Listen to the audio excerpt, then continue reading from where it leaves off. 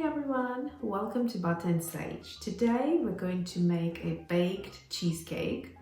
It is actually super quick to make, but it takes about 40 minutes in the oven. These are the ingredients, really simple. We need about 250 grams of curd cheese. You can also use cottage cheese. It's a bit wetter and the grains are larger. So what you can do is just throw it onto colander with a bowl underneath to catch that extra water and liquid, and then you can use one of these blenders to blend through into a smoother paste. I'm quite happy with the texture here. And then we will also need half a cup of sugar.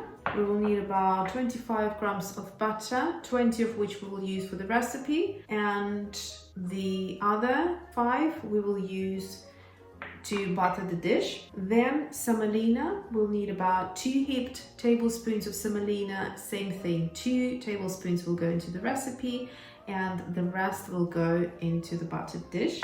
That will prevent the cheesecake from sticking to the dish, so you can take it out nicely and cut it. Then we will need baking powder, half a teaspoon, 1 egg, and this part is optional, but it makes a big difference, especially during this time of the year, autumn, winter. It adds lovely citrusy aroma and flavor to your baking goods, whether it's a cake, whether it's some sort of muffins. It just works well, and it's just so nice. It's candied orange peel, and this is what it looks like.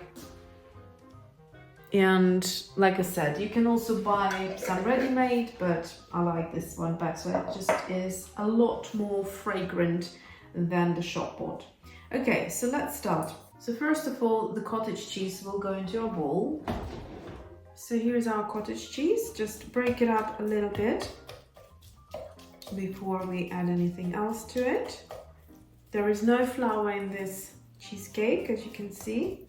Actually, although it's baked cheesecake, it tastes much better when it cools down. It's a completely different spiel, so you have to try this one. I promise you, you will love it. Take our egg yolk and add it into here, but we're keeping the egg whites separate because we're going to beat it with the sugar. So egg yolk goes in. Whichever bits that don't look good, take them out. I'm going to mix the egg yolk with the curd cheese. If you don't want to use candied orange peel, what you can do instead is just vanilla. Nice and simple. Half a teaspoon of baking powder goes in. And now we need to melt the butter, whichever way you do it. On the hob probably is the fastest way.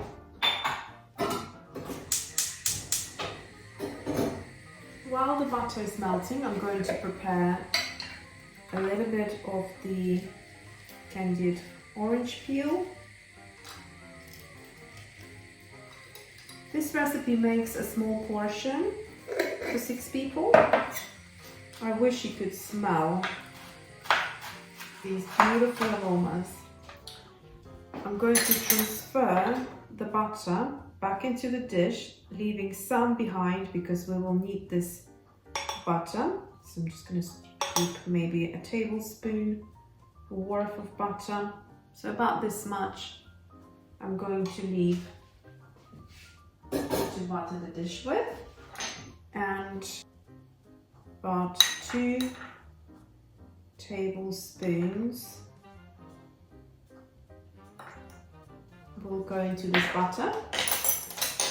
Mix the semolina with the butter and kind of let it absorb the butter and become kind of softer. So this is the mixture we want to see, and just leave it like that to relax.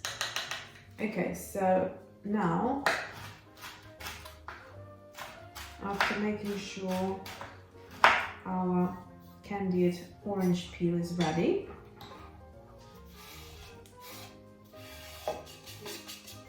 and now we're going to take our egg white, add a pinch of salt, small pinch. That always helps to get the egg whites going. We need to beat them. We need to get them really fluffy. I find the fastest way with least amount to clean is to use one of those. So I'm going to go beat my eggs until they become white and fluffy. Then gradually I'm going to add the sugar into it, and then we will be done and ready to add the eggs into the cheese. Literally 2 minutes later, and I've got this beautiful egg white mixture. Look how luscious and thick it is.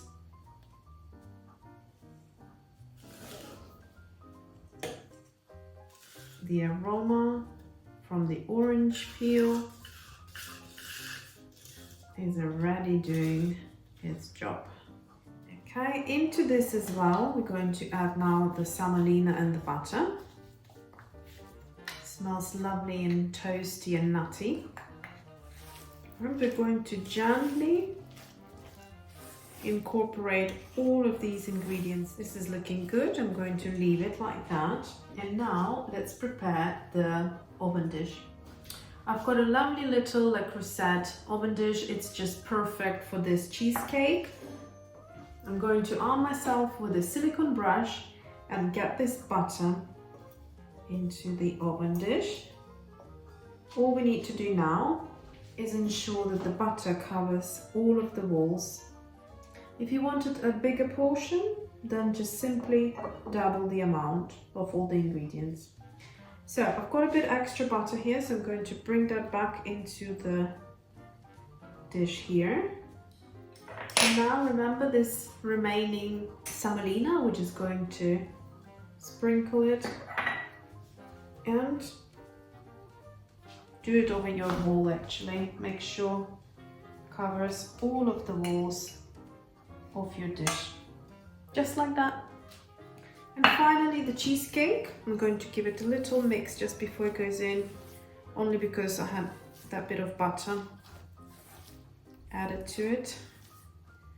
And now it's ready to go into the oven dish. It's very light, very delicate. The cheesecake batter will go into a preheated oven at 180 Celsius and it will bake about 40 minutes, like I said before. It takes a long time, so just kind of keep checking every 10 minutes. And if you got to a color that you really like and you don't want it to go any darker, I would just cover it with a bit of parchment paper and finish baking. So here is our cheesecake ready to go in the oven. Check it every 10 minutes and I'll see you in about 40 minutes. So it's been exactly 40 minutes and now it's time to get our cheesecake out.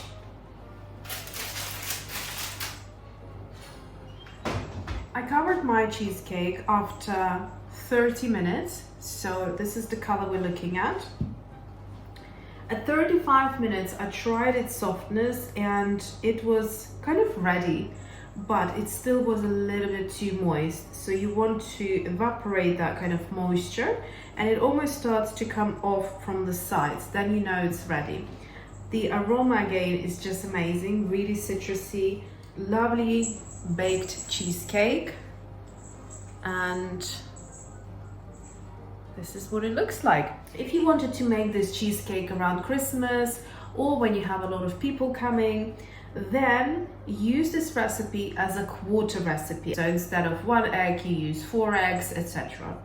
And you will end up with like this nice tray of the cheesecake, and that will be enough. So here we have got perfect 4 portions as a full dessert.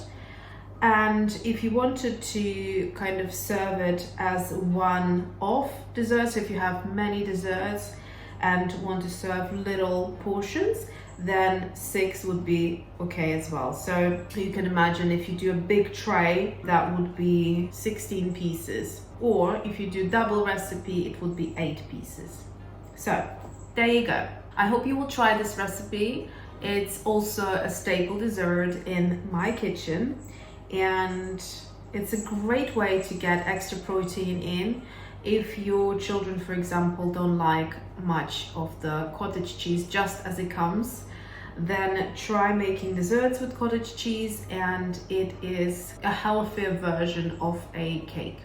So enjoy it if you make it, and let me know down in the comments. See you next time.